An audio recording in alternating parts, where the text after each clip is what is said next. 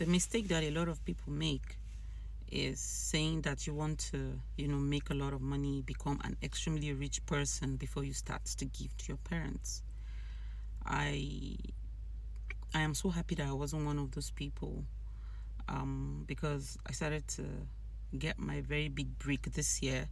So, but before now, I had already had been the person that has believed that no matter how small I have, I always wanted to give my parents, no matter how small, because it's the intention that matters. Hi guys, today I want to talk about grief. If you're my follower here, I'm very sure you know that I lost the love of my life, my dad, last week, and it has been one of the toughest moments of my life that I didn't see coming. I didn't see coming at all. So, it's more like I'm kind of within these 2 weeks, I slip into depression, come out, sleep. And God knows I do not want to lose myself. And I know wherever my dad is, he wouldn't want me to lose myself. So, the irony is therapists looking for therapy, needing therapy.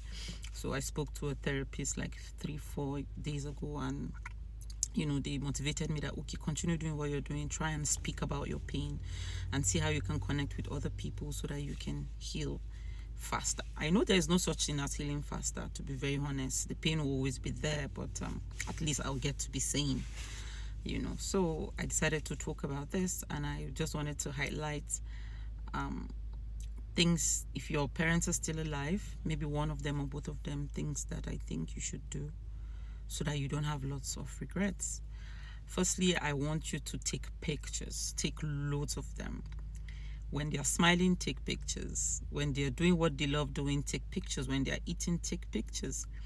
Also, do not forget to, take little videos. Cute videos when they are scolding you, cute videos when they are walking. Let me tell you, those are one of the things that are kind of keeping me sane, because it's not easy. That's just the truth. So, yeah, take pictures. Take pictures. Don't joke with that. Take pictures. Secondly, do not wait to say you want to have like a lot of money before you want to do something for your parents. I think I was a teacher for a while. Then in 2019, officially got this job that I'm in. And since then, I put it upon myself, even though it's not like the money is big like that, but I decided that no matter what, no matter money I get, I'll make sure my dad gets. So unprovoked, I'll just credit his phone with credit for calls. Most times you won't even know. It was later I'll tell him that, I sent you credit. Just things. Even though I knew he had everything, but I just look for a way to, choke in myself. If I call myself and she's like, oh, I want to go to the market. Your dad said he wants cowhead. I'll pay for it and say, okay, this is from me. Since 2019, I started to work officially like a federal job. I took it upon myself to be buying ragun layer. There is a ram for Salah. Every Salah, I make sure I buy it. Initially, when I started, the rams were so tiny, dwarf kind of rams, because I wanted to use my own money, not the one he dashed me or the one maybe my husband gifted me or something. I insisted that I wanted to use my own money. So, yeah, I started off. Then with time, the rams got bigger. But with this year, he went for Hajj. Even though we wondering why would you want to go for Hajj? Okay, because he's gone. But he insisted that I just want to thank Allah for everything that he has done for me. So this year when I got the ram, even though he was not around, I still bought it, took it, sent it home. Then 3 days to Salah, to Eid, the ram died. And he told my stepmother that he shouldn't tell me, because I'll say, oh, I'll go and buy. So I was lucky she told me, and I bought another one and sent. And when I bought the second one, he called me on video call from Saudi, and he was praying for me. The prayers were so much.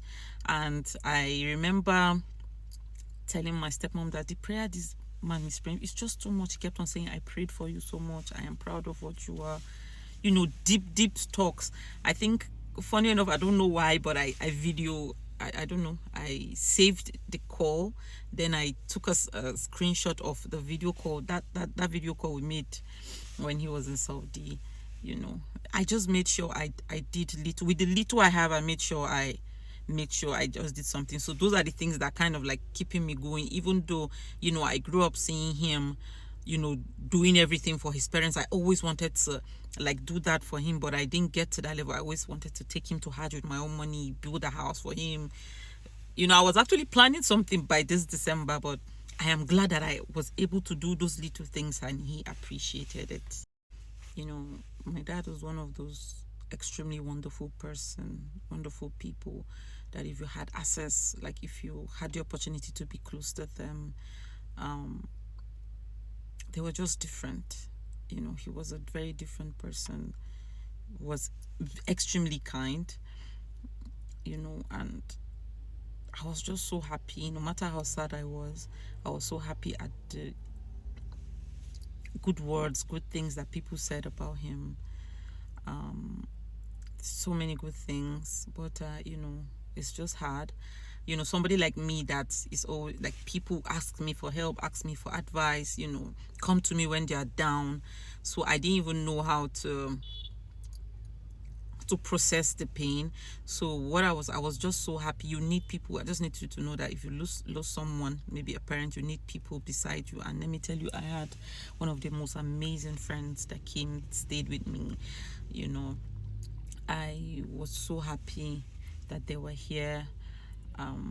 The reason I didn't break down and lose myself completely in those first 3-4 days of his death was because of those people. I don't think I'll call them friends anymore, sisters. Thank you so much. Also the online people that always sent me messages. Oh my God, let me tell you, most of you that sent me messages on Instagram, TikTok, WhatsApp, like the messages were coming around at the right time. Once I get that message, maybe I was about to break down and then I'll see it. I got some messages from people that said, oh, I met your dad in Hajj and the discussion I had with him will always stick. I learned so much from him. So those output, it just gave me a reason why I need to continue to being a good person. I know I can never fill his shoe, but I was just happy about the things that people. Also, they kept on saying, Ruki, you need to cry. I didn't know the importance of me crying till the day I was going to leave Minat Kaduna because of my kids. And when I went to the park, the man just said, Madam, you have to pay 500 naira for your box. And let me tell you, I started to cry. So everything would trigger you. I was wailing at the park. Everybody was begging. The man said, oh no, Haji, I don't want your 500. I said, no, he must collect. I cried in the car, slept off, woke up, cried. So allow yourself the grace to grieve, because I kept on saying I wanted to be strong because I'm used to being the strong person in whatever situation. People come for me for help, but even at home when people were crying, I was looking for someone to help with the grief, telling them don't cry. I wanted to be the strong person, so that kind of hurt me. I was having lots of chest pain because I was and my friends kept on saying, cry if you want to cry, if you want to. I think when I came back to Kaduna and at night, those were the terrible times for me. But alhamdulillah, and right now I think I'm doing less of crying and more of praying for him. I want to say a very big thank you to everyone that lent out their voices, prayed with me, prayed for him. To everyone that has been there for my family, both physically, emotionally, prayerfully, financially, I want to say a very big thank you. My dad was one of a kind. He was a very wonderful human. He was so healthy that I never assumed he was going to leave me. So please, if your parents are still alive, maybe pick from one of these things and make sure you're there for them. The ones that their parents wronged them, please forgive them. Forgive them. Forgive them. This is a very long video, but I feel like it's a video that I needed to make to help in my healing journey. So yeah, I'm officially back here, I think, and I want to say thank you again. It's a very long video, I'm sorry. Bye guys.